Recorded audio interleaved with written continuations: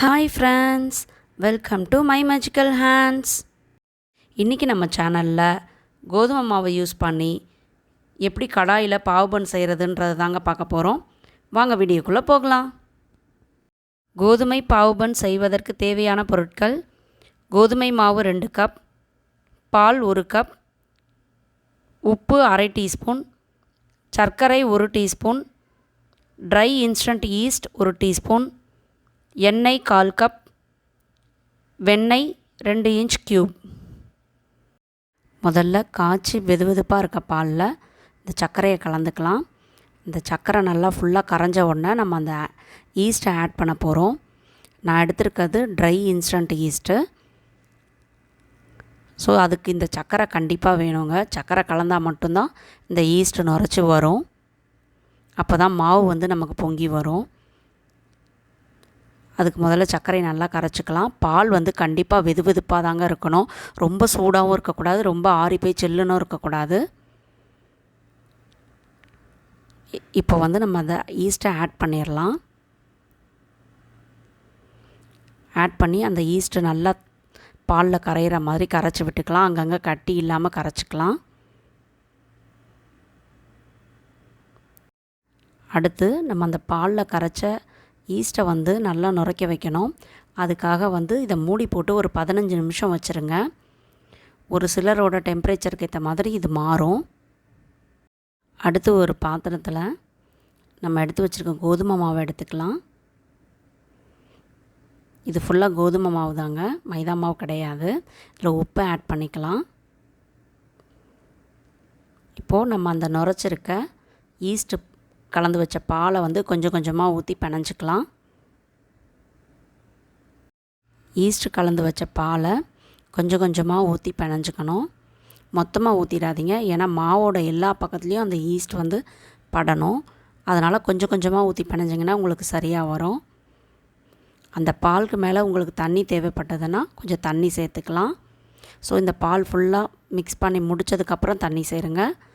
மாவு நம்ம சப்பாத்தி மாவு பதத்தில் இருக்கக்கூடாது, அதை விட கொஞ்சம் ஸ்டிக்கியாக இருக்கணும். அதாவது கையில் ஒட்டுற பக்குவத்தில் இருக்கணும். மாவை தொட்டிங்கன்னா உங்களுக்கு கையில் பிசு பிசுன்னு ஒட்டணும். அப்படி இருந்ததுன்னா உங்களுக்கு பன்னு சாஃப்டாக வரும், இல்லைனா கொஞ்சம் ஹார்டாக இருக்கும். பாருங்கள், நான் கொஞ்சம் கொஞ்சமாக ஊற்றி பிணைஞ்சிட்றேன். ஃபுல்லாக அந்த ஈஸ்ட் எல்லாத்தையும் கம்ப்ளீட்டாக கலந்துருங்க. இப்போ அந்த பால் ஃபுல்லாக ஊற்றி பிணைஞ்சிட்டேன். ஆனால் மாவு கொஞ்சம் ஹார்டாக இருக்க மாதிரி இருக்குது. அதனால் நான் கொஞ்சம் தண்ணி கலந்துக்கிறேன்.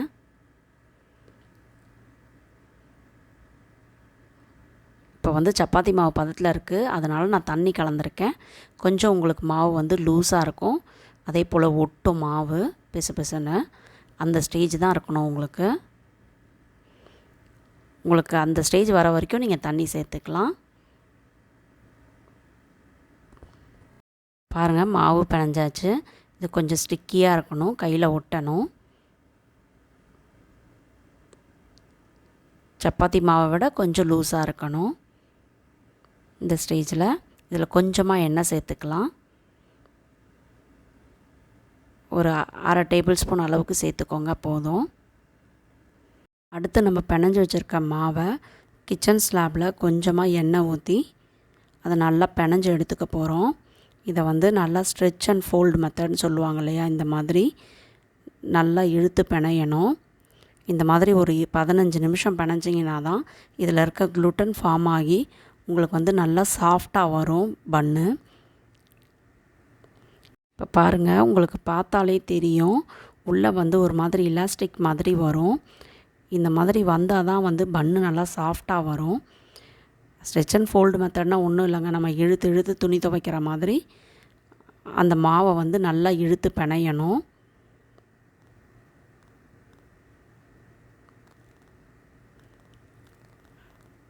நல்லா ஒரு 15 நிமிஷம் அந்த மாதிரி இழுத்து இழுத்து பிணைங்க.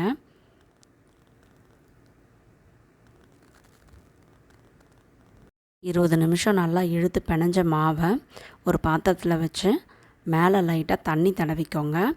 ஏன்னா அது காயாமல் இருக்கிறதுக்காக, இல்லைன்னா உங்களுக்கு பன்னு வெடிப்பு விடும்.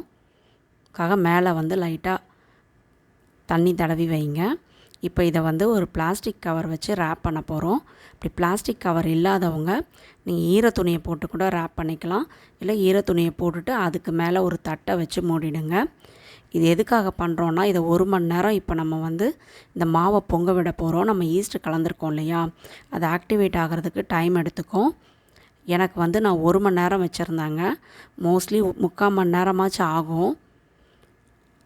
நீங்கள் அதுக்கப்புறம் பார்த்தீங்கன்னா உங்களோட டெம்பரேச்சருக்கு ஏற்ற மாதிரி அது வந்து கொஞ்சம் சீக்கிரமாகவோ இல்லை கொஞ்சம் டைம் எடுத்தோ வரும். இப்போ வச்சுருக்க மாவு அப்படியே டபுள் த சைஸ் இன்க்ரீஸ் ஆகும்.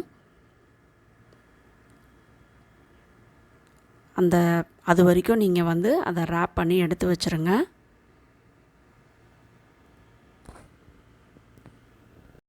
இப்போ பாருங்கள், 1 மணி நேரம் கழித்து இப்போ அந்த கவரை எடுக்கிறோம். மாவு பாருங்கள், டபுள் த சைஸ் வந்து அப்படியே இன்க்ரீஸ் ஆகிருக்கு. இதை வந்து இப்போ நம்ம திருப்பி பிணைய போகிறோம். பாருங்கள், லைட்டாக ஸ்டிக்கியாக இருக்குது, எவ்வளோ சாஃப்டாக இருக்குது பாருங்கள்.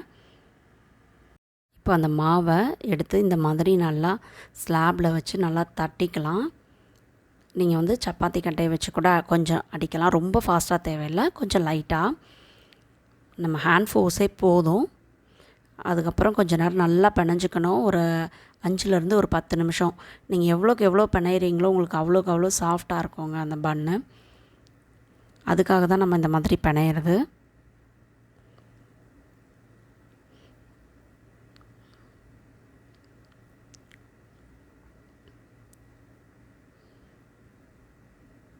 இந்த ஸ்டேஜில் உங்களுக்கு ஒட்டுச்சுன்னா கொஞ்சம் எண்ணெய் வேணும்னா அப்ளை பண்ணிக்கலாம்.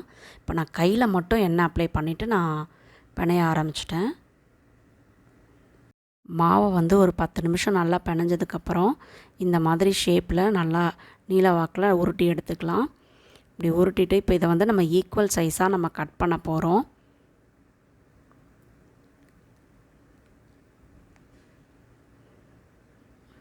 இது எதுக்காகனா அந்த பன் சைஸ் வந்து ஈக்குவலாக இருக்கிறதுக்காக. ஏன்னா அப்போ தான் வந்து நமக்கு கரெக்டான ஒரே டைமில் வேகும். ஸோ இந்த மாதிரி எல்லாத்தையும் கட் பண்ணி எடுத்து வச்சுக்கலாம். நம்ம பன்னை ரோல் பண்ணுறதுக்கு முன்னாடி நம்ம பேக் பண்ண போகிற பாத்திரத்தில் கொஞ்சமாக எண்ணெய் ஊற்றி அது நல்லா எல்லா சைடும் படுற மாதிரி க்ரீஸ் பண்ணி எடுத்துக்கலாம். நல்லா ஒரு ப்ரஷ்ஷை வச்சு இந்த மாதிரி எல்லா சைடுமே தடவி விடுங்க. ஏன்னா இது கோதுமையில் பண்ணுறனால கொஞ்சம் ஒட்டுறதுக்கான சான்ஸ் இருக்குது. அதனால் கொஞ்சம் எண்ணெய் கொஞ்சம் தாராளமாகவே விடுங்க. ஏன்னா மைதானா உங்களுக்கு அந்தளவுக்கு ஒட்டாது, கோதுமை வந்து உங்களுக்கு கொஞ்சம் ஒட்டிக்கும். இப்போ நம்ம கட் பண்ணி வச்சுருக்க மாவுலேருந்து ஒவ்வொரு உருண்டையாக எடுத்து இந்த மாதிரி மேலேருந்து உள்ள நடுப்பக்கம் வர மாதிரி ஃபோல்ட் பண்ணி விடணும். அதுக்கப்புறம் லைட்டாக உருட்டிட்டு அடியில் பார்த்திங்கன்னா இந்த மாதிரி உங்களுக்கு அது உள்ளே போன மாதிரி இருக்கும். இந்த மாதிரி பண்ணிவிட்டு நம்ம க்ரீஸ் பண்ண அந்த பாத்திரத்தில் வச்சிடலாம். இது மாதிரியே நம்ம கட் பண்ணி வச்சுருக்க எல்லா மாவையும் ஒவ்வொரு உருண்டையாக இந்த மாதிரி ஃபோல்ட் பண்ணி உருட்டி எடுத்து நம்ம க்ரீஸ் பண்ண ட்ரேயில் வச்சுக்கணும். வைக்கும்போது கொஞ்சம் கேப் விட்டு வைங்க. ஏன்னா இந்த மாவும் இன்னும் நம்ம கொஞ்சம் டைம் கொடுக்கும்போது அப்படியே பொங்கி வரும். ரெண்டாவது வேகும் போதும் இன்னும் கொஞ்சம் பெருசாகி வரும். எல்லா மாவையும் நம்ம இந்த மாதிரி உருட்டியாச்சு. இதை ஒரு பிளேட் போட்டு மூடி ஒரு 20 நிமிஷம் வச்சுக்கலாம். இப்போ பாருங்கள், 15 நிமிஷம் கழித்து பார்க்கலாம். பாருங்கள் எப்படி மாவு வந்து நல்லா பொங்கி வந்திருக்கு இல்லையா. இதுக்காக தான் நான் உங்களை வந்து கொஞ்சம் கேப் விட்டு வைங்கன்னு சொன்னேன். இப்போ இதுக்கு மேலே வந்து நம்ம எடுத்து வச்சுருக்க பால்லேருந்து கொஞ்சம் எடுத்து மில்க் வாஷ்ன்னு சொல்லுவாங்க, இது மாதிரி தடவி விட்டுக்கலாம். இது எக்கு யூஸ் பண்ணுறவங்க மேலே எக்கு தடவுவாங்க. இது நல்லா சாஃப்ட்னஸும் நல்லா கலரும் கொடுக்கும். இது வந்து நம்ம எக்லெஸ் பாவ் பண்ணுன்றனால நம்ம மில்க் தடவிக்கலாம். நல்லா எல்லா சைடும் படுற மாதிரி தடவி விடுங்க. நீங்கள் இந்த மில்க் வாஷ் கொடுக்க மறந்துட்டிங்கன்னா அது பன்னு வந்து மேலே ரொம்ப ரஃப்பாக இருக்கும். அதுவும் இது கோதுமையில் பண்ணுறனால இன்னும் ரஃப்பாகவே இருக்கும். நான் வந்து நம்ம செய்ய போகிற பாத்திரத்தில் உப்பு போட்டு நடுவில் வந்து ஒரு சின்ன கிண்ணம் வச்சுருக்கேன். ஏன்னா டைரெக்டாக அந்த பேக் பண்ணுற பாத்திரம் வந்து அந்த உப்பு மேலே படாமல் இருக்கிறதுக்காக. இதை வந்து ஒரு 10 நிமிஷம் இல்லை 15 நிமிஷம் ப்ரீ ஹீட் பண்ணிக்கலாம். மீடியம் ஃப்ளேமில் வச்சு பண்ணுங்கள். இப்போது ப்ரீ ஹீட் பண்ணதுக்கப்புறம் நம்ம அந்த பன்னை எடுத்து இது மேலே வச்சிடலாம் கேர்ஃபுல்லாக. வச்சுட்டு இதை நல்லா மூடி வேக விடணும். மினிமம் 25 மினிட்ஸ் ஆகுங்க. எனக்கு வந்து 1/2 அன் ஹவர் ஆச்சு. நீங்கள் ஒரு 20 நிமிஷத்துக்கு அப்புறமாவே கொஞ்சம் செக் பண்ண ஆரம்பிச்சுக்கோங்க. மீடியம் ஃப்ளேமில் தான் இருக்கணும் அடுப்பு. ஹை ஃப்ளேம்லேயும் இருக்கக்கூடாது, லோ ஃப்ளேம்லேயும் இருக்கக்கூடாது. இப்போ பாருங்கள், நான் 1/2 மணி நேரம் கழித்து ஓப்பன் பண்ணி பார்க்குறேன். நம்மளோட பாவ் பன் சூப்பராக தயாராகிருச்சு பாருங்கள். இப்போ இதை எடுத்துடலாம் வெளியே. நம்ம அந்த பன்னை வெளியே எடுத்த உடனே நம்ம எடுத்து வச்சுருக்க பட்டர்லேருந்து கொஞ்சம் கொஞ்சமாக எடுத்து எல்லா பன் மேலேயும் தடவி விட்டுக்கலாம். நீங்கள் இந்த மாதிரி தடவலை இல்லை ஆறின உடனே தடவுனீங்கன்னா அது மேலே வந்து ரொம்ப ரஃப் ஆயிரும். பன்னும் கொஞ்சம் சாஃப்டாக இருக்க மாதிரி இருக்காது, உங்களுக்கு ஹார்டாக இருக்கும். அதனால் இதை அடுப்புலேருந்து இறக்குன உடனே வந்து நீங்கள் இந்த மாதிரி பட்டரை தடவிடணும். பட்டர் நல்லா எல்லா பக்கமும் படுற அளவுக்கு நல்லா தடவி விடுங்க. அப்போ தான் பன் வந்து நல்லா சாஃப்டாக இருக்கும்.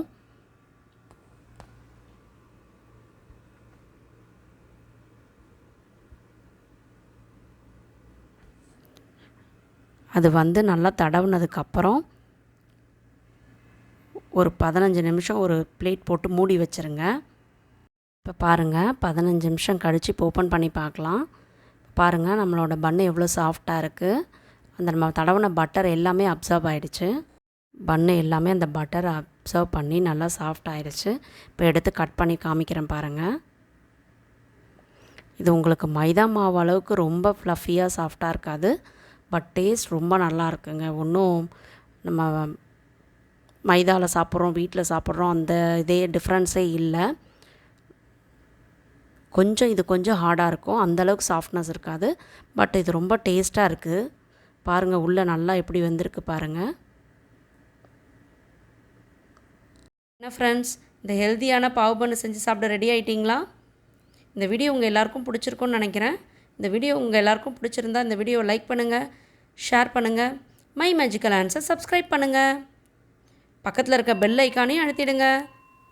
ஆரோக்கிய உணவு, ஆனந்த வாழ்வு. பாய் பாய்.